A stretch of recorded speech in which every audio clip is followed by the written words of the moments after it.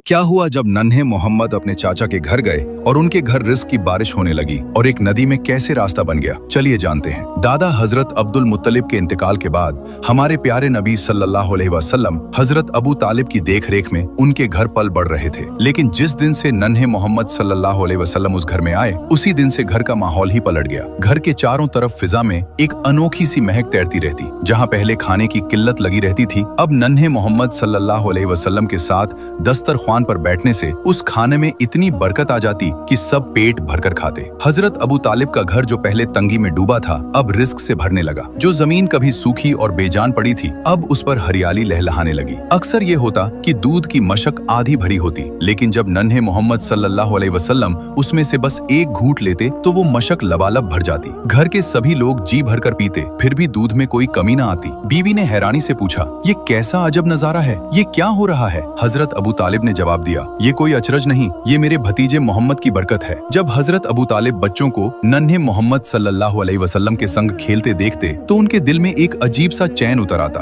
वो मन ही मन सोचते, ये बच्चा कुछ और ही है, अल्लाह ताला इसे किसी बड़े मकसद के लिए तैयार कर रहा है। दादा हजरत अब्दुल मुत्तलिब का साया तो उठ चुका था, लेकिन उनकी आखिरी वसीयत पूरी हुई। हजरत अबू तालिब ने हुजूर सल्लल्लाहु अलैहि वसल्लम को अपने सगे बेटे की तरह पाला पोसा और उनके लिए अपना सब कुछ निसार करने को तैयार रहे। इसी तरह नन्हे मोहम्मद सल्लल्लाहु अलैहि वसल्लम की परवरिश हजरत अबू तालिब के घर की छाया में होती रही। जब आप सल्लल्लाहु अलैहि वसल्लम की उम्र 10 बरस हुई तो आप अपने चाचा हजरत जुबैर के हमराह यमन की जानिब सफर पर रवाना हुए। गर्म रेगिस्तान की लू में काफिले के कदम धीरे धीरे यमन की राह पर बढ़ते जा रहे थे। तभी राह में एक अनोखा वाकया पेश आया। एक वादी में एक ऊंट लोगों का रास्ता रोके खड़ा था और किसी को भी आगे नहीं जाने दे रहा था। जैसे ही उस ऊंट की नजर आप सल्लल्लाहु अलैहि वसल्लम पर पड़ी, वो अपना सीना जमीन से लगाकर बैठ गया। आप सल्लल्लाहु अलैहि वसल्लम अपनी सवारी से उतरे और उस ऊंट पर सवार हो गए। वादी के पार पहुंचने के बाद आपने उसे आजाद कर दिया। जब काफिला सफर से लौटा तो देखा कि वही वादी अब पानी से लबालब भरी हुई थी। आप सल्लल्लाहु अलैहि वसल्लम ने काफिले वालों से फरमाया,